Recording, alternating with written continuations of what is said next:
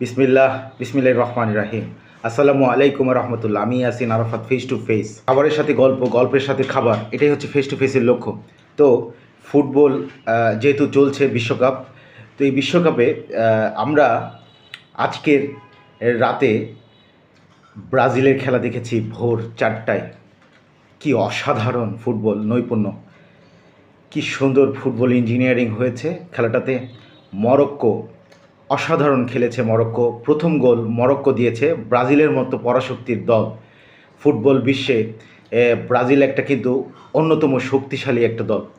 সেই দলের নৈপুণ্য কে ছাড়িয়ে মরক্কো এত দুর্দান্ত খেলেছে। অসাধারণ অসাধারণ ম্যাচ হয়েছে। তারপরেও আমি আর্জেন্টিনার ভক্ত হিসেবে ব্রাজিল ভক্তদের উপর হাসবো না কাঁদবো ভেবে উঠতে পারছি না। তো ব্রাজিল যেহেতু ড্র করেছে, অনেক সুযোগ এসেছিল দুই দলের মধ্যে, এক এক সমতা যেহেতু হয়েছে, তার মানে আমি ভেবে নিচ্ছি ব্রাজিল এই ম্যাচ হেরে গেছে।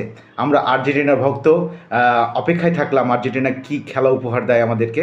আর বাকি যে ফুটবল ম্যাচগুলো হচ্ছে অসাধারণ হচ্ছে। এই বিশ্বকাপটা গত বিশ্বকাপ থেকে একটু আলাদা হচ্ছে, যেহেতু ত্রিদেশীয় একটা সংস্কৃতি চলছে ফুটবলে।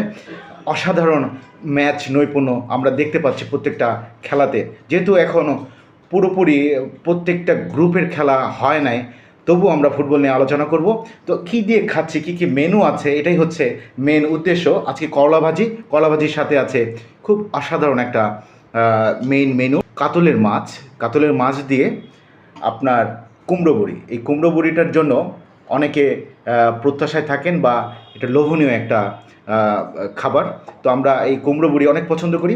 তো এটার একটা ডাঁটা শাক বা আলু সিদ্ধ করে ঝোল ঝোল করে রান্না করেছে আম্মু। এটাই আমাদের প্রধান মেনু হিসেবে আজকের খাবার তৈরি হয়েছে। তো আপনাদের সুস্বাস্থ্য কামনা করে, খুব সুস্বাদু খাবার প্রত্যাশা রেখে, আমি ইয়াসিন আরাফাত সবসময় আপনাদের স্মাইলে থাকবো এবং আমার স্মাইলেও আপনারা থাকবেন বলে শেষ করছি। আল্লাহ হাফেজ।